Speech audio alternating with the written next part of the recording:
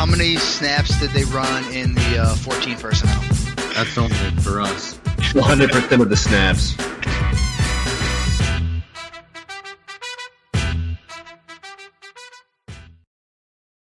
What's going on, everybody? Welcome into 14P Fantasy. I am your host, Justin Wright. Today, we are talking start or sit for the wide receivers, Week 14, Part 2. If you missed Part 1, go and check it out. It's just a few videos down, probably on the playlist. Before we get into it, though, remember to subscribe to the YouTube channel. Drop questions, comments, anything like that you have. We'll obviously answer what we can. Follow us on Twitter, both socials above and below there. And then, like the video, do all the YouTube things. All right, let's get into it. Number one on our list here, we're talking Amari Cooper versus the Washington football team. And Amari, I get last week, was upsetting, but we knew it. We knew it going into the game. He was going to be on a limited snap count. All of the reports today, all of the reports this week from Mike McCarthy are Amari Cooper has a full workload. He is a full go, not limited at all.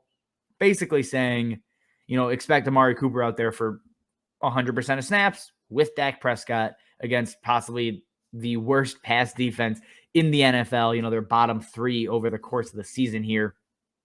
What's not to like about Amari Cooper? And, if you're saying, well, of course I'm starting him, Justin, this is probably for people that are, maybe a little bit newer and saw the dud week coming out of injury.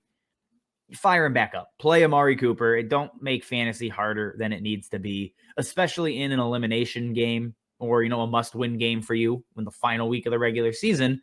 Nobody has a higher ceiling than Amari Cooper. We saw it week 1, 38 points. That's always in his, range of outcomes. And this is a defense he could do it against. So fire Amari Cooper up. That's a no-brainer.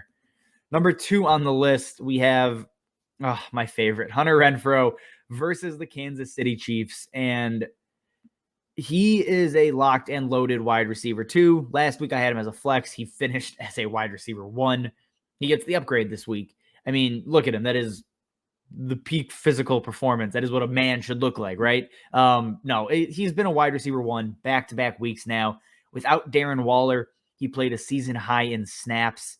And, the last 2 weeks, he has not scored a touchdown and still found a way to finish as a wide receiver 1, going over 100 yards twice now. Do I think he gets there again with how well the Chiefs are playing? I don't, but I'm not going to sit him, especially at this point. I mean, he's on an absolute tear. You have to play Hunter Renfrow if you have him. He has been a revelation for fantasy, especially over the last month. The guy has had an ultra-high floor with a wide receiver 1 ceiling. What else can you ask for? And again, no Darren Waller, it looks like. So he's probably going to play a full complement of snaps as opposed to the 65% he typically plays. If you got Hunter Renfrow, he needs to be in your lineups. Moving on to somebody that has been equally as disappointing, we have Courtland Sutton. And I get the matchup. If you're probably sitting there, if you're still holding him, which you shouldn't be, cut Courtland Sutton, first of all. But if you're still holding him, you're probably looking at it and saying, man, Detroit, this is a get-right spot. I don't care. I don't care one bit.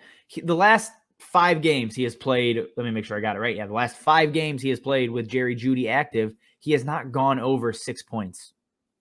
2 of those games, he had better matchups than Detroit in Washington and Dallas, and he still didn't get it done. I just don't see the argument for Courtland Sutton. And on top of it, you have a game that is going to be played at an ultra-slow pace. Both of these teams are in the bottom 10 in pace of play in the NFL, which means there just might not be a lot of pass work for both teams. This is going to be a methodical, let's run it down Detroit's throat kind of game. Courtland Sutton, I don't think gets there. And again, in week 14, you ask yourself this question. Am I going to feel stupid if I lose and get bounced in the playoffs if I played Courtland Sutton? The answer should be yes. So that's your gut feeling. You sit Courtland Sutton down here. That is the most analysis I can give on it. Moving on to Jalen Guyton here. Jalen Guyton is a flex play if Mike Williams is out. Let me be clear, because right now he's slated, obviously, to play a good amount with Keenan Allen not looking like he's going to pass COVID protocols.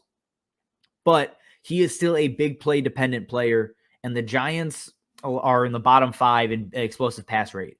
So that doesn't bode well for Jalen Guyton. If anything, Joshua Palmer is probably a better play if Mike Williams is active. But obviously, if Williams is out, I think Guyton and Palmer both have flex value. And there's not a lot of analysis to go here. It's just they have opportunity in front of them. That's what we're looking at. So again, if Mike Williams does not have a second negative test, Jalen Guyton becomes a very interesting, boom or bust flex play. And honestly, he's probably there either way, but I'm a lot less confident if Mike Williams is active. And moving on to another guy that has been all kinds of up and down and disappointing, Brandin Cooks versus Seattle. Jamal Adams is out. It was already a super average secondary, and this is a volume play. Those are the 3 notes I have. That is it. I mean, you're looking at a guy that most likely will see, 7 to 8 targets. And in week 14, when you're looking for volume with, maybe Keenan Allen out, or you got guys out for injury or other things, Brandin Cooks is a nice boom flex play, a guy that can obviously house a 70-yard slant at any point in time. So Brandin Cooks against Seattle is interesting. Am I saying he is a must-start flex play? Like last week we had T. Higgins as a must-start flex. Brandin Cooks is not in that category. Even going back to part 1 for this week, we had KJ Osborne as a must-start flex. Brandin Cooks is not in that category. He is a guy that, if you're desperate in a deeper league, I'm okay playing him in the flex against Seattle. Again, Jamal Williams is out. The secondary is not very good. It's just a matter of if Tyrod Taylor or, if it's Davis Mills cannot look terrible for even a half. And then, Brandin Cooks will return some value. And moving on, we have Amon-Ra St. Brown versus Denver. I understand last week was incredible. He had a true breakout game. I don't see him repeating it against Denver. Again, I've already talked about the pace of play. So plays are just going to be at a premium in general, sheer number of plays, which already hurts passing volume. And then on top of it, Amon-Ra St. Brown is going to see Bryce Callahan. Amon-Ra is playing the 8th most snaps in the slot in the NFL right now, and Bryce Callahan lines up in the slot 90% of the time.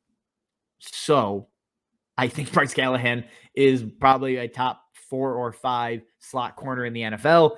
Amon-Ra is an ascending, but still very raw, very unproven wide receiver.